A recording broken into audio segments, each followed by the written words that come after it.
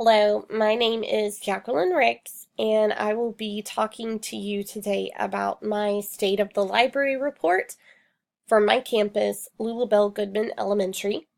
Just a little bit of background. Lulabelle Goodman is an elementary school located in Fort Bend ISD in Fresno, Texas.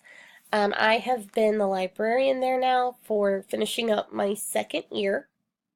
Before I became the librarian at Goodman, the campus had not had a certified librarian in over 3 years. Before that, there was a high turnover of librarians, and so there has been a lack of consistency in who manages the library. And I'll talk to you a little more about that as we get into the presentation. To start, I wanted you to think about what is the library's purpose? What do you believe it is? Whether you're an educator, whether you're a principal, whatever your role is, what do you believe the library's purpose is? When most people think of the library, the very first thing that comes to their mind is checking out books. And obviously that is a huge part of the library. But I found this Wordle, which can be found and made. You can make your own at wordle.com. And I want you to take a look at all the words that you can see. We see things like library. We see things like computers, communities, catalog, helping, interest, thinking, learning, students, information, finding. And all of those things make up what a library is.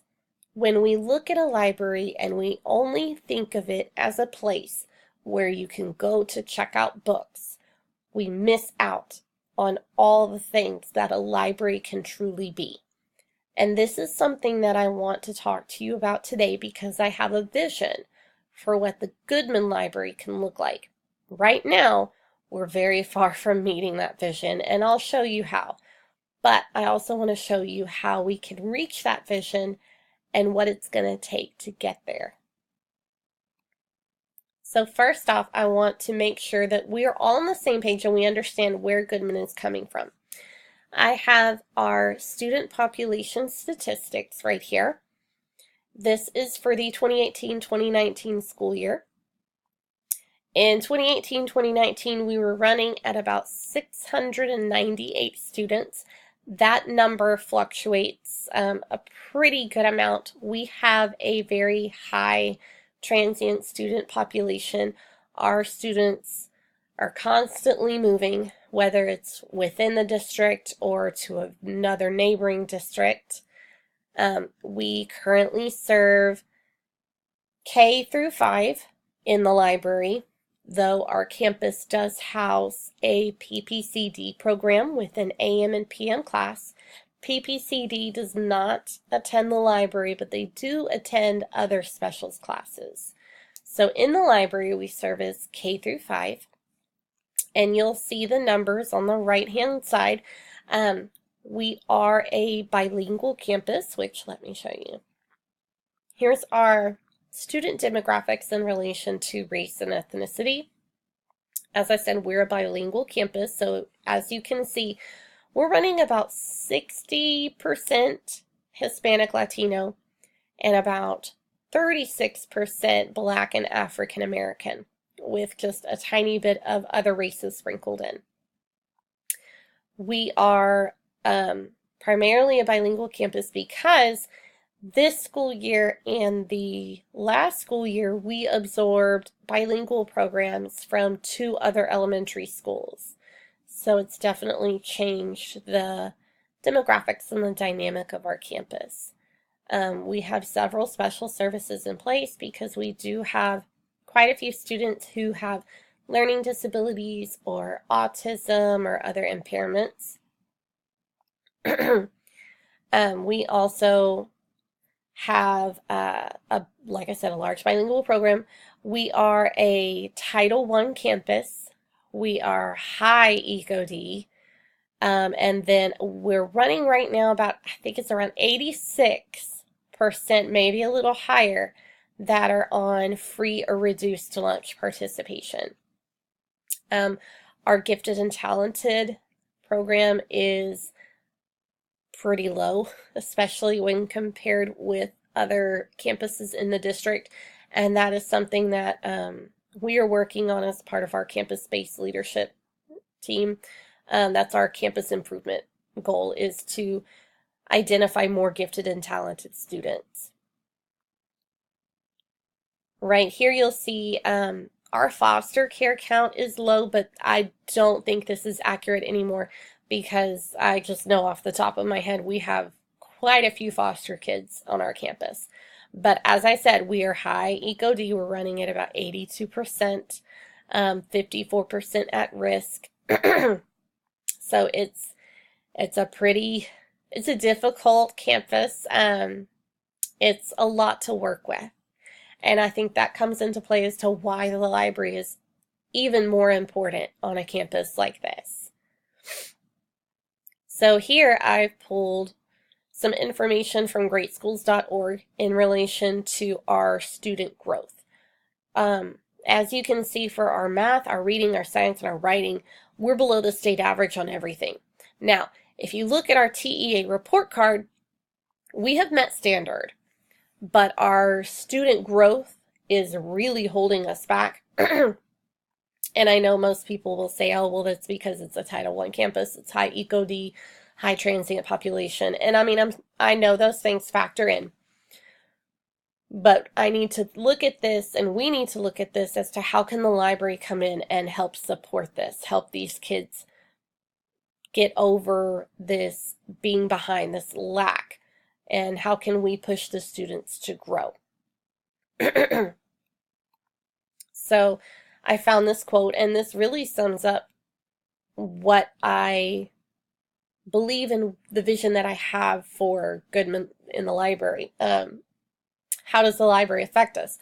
When comparing schools with and without librarians, the study that was done indicates that the presence of a qualified school librarian, qualified, certified school librarian, a librarian, not an aide, can make a tremendous difference in reading achievement. This difference ranges from 8% for high schools to 35% for elementary schools. For instance, schools with librarians have 35% more fourth graders who scored proficient or above than schools without librarians. 35%. That is a huge number. That, I can't imagine seeing that kind of growth on our TEA report card. That is a huge number, and that's all because there was a qualified, certified school librarian, not an aide, a librarian in place in the school. So I have a link to this school impact study because I wanted to show this to give you an even better idea of what it is that I'm talking about and how much the library can affect the campus and the students' progress.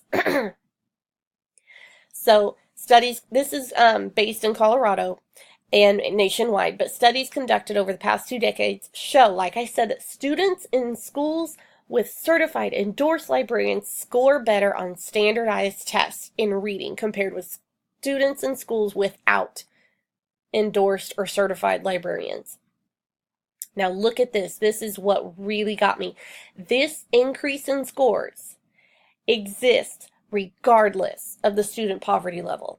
A lot of times people will look at Title I high ECOD schools and say, oh, it's because they're poor. It's because you have so many students in poverty. It's because you're Title I.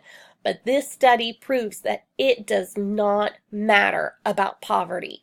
What matters is the presence of a school librarian, a certified librarian, who is positively impacting those reading scores and is actively contributing to curriculum, to working with students, to pushing that reading and that writing skills that they need.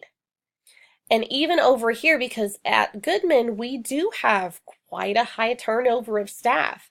So in this national study, even if schools had overall staff declines, Their students' standardized reading scores were still better in schools that maintained or at least gained a librarian during this time period. That's insane how much a librarian can affect the campus as a whole.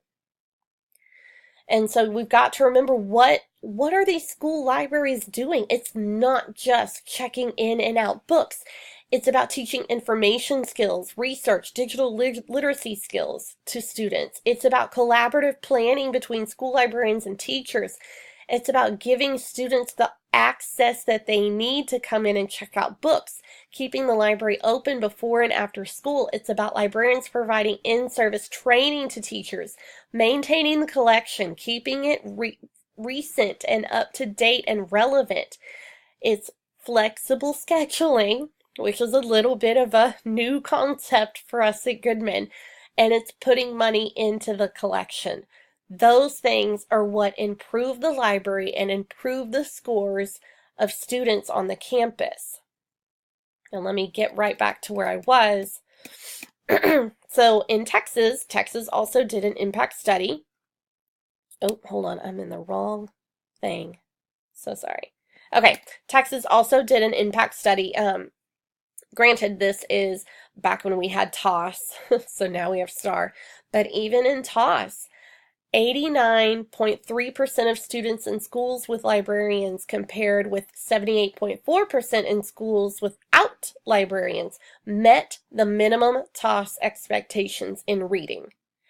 Now, that performance, it had different library factors at each educational level. So just for elementary, because that's what I work in, that's what I'm going to focus on.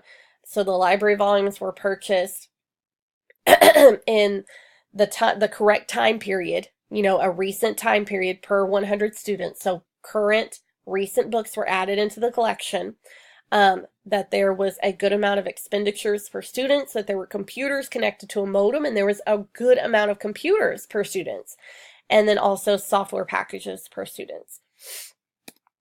So what about Goodman? ALA standards recommend one certified full-time librarian and one full-time aide. This allows time for that teacher-librarian collaboration, implementing programs like AR or a reading incentive program, or other things like clubs, a book club, other programming ideas that libraries can have. It provides time for collection management to make sure that weeding is done on a consistent basis, that new books are being added into the collection, that research is being done for books to be added. It's time that provides staff instruction for PD, teaching digital literacy skills to these kids, research skills, and more. When there is no aid, those types of services are really impacted because there are so many studies that show librarians spend the greatest amount of their time on the basic library tasks, like checking in and out and shelving, when there's no aid, and the least amount of time on the really important stuff that can impact students, like curriculum integration and collaboration with teachers. Right now, Goodman has about 698 students, which we saw previously, with one full-time certified librarian, me, and no aide. The library has not had an aide in at least 5 years. The library operates on a fixed schedule. I see about 6 classes per day, and each class is about 57 minutes apiece. Like I said before I was hired, there hadn't been a librarian in over 3 years. There's no reading incentive program such as AR. It's been gone for a long time. Right now, the collection age is sitting at around 2001. It was at about 1997 before I got there, and when I got there my first year, I began weeding. Again, before I arrived, weeding and book orders hadn't been placed for over 3 years, and the collection really reflects that. 3 years of no new books added into the collection. 3 years of kids only checking out what had been there since the school opened. While the campus is a blended learning campus and classrooms have a fair amount of technology, the library doesn't. There's 9 desktop computers, 11 iPads that are about 7 years old, and 2 iPads that were purchased this year through a donor's choose that I did. So what can we do? We can hire a full-time library aide. We can remove library from the rotation schedule to allow time for that planning and that collaboration. We can implement AR, and we can increase technology in the library.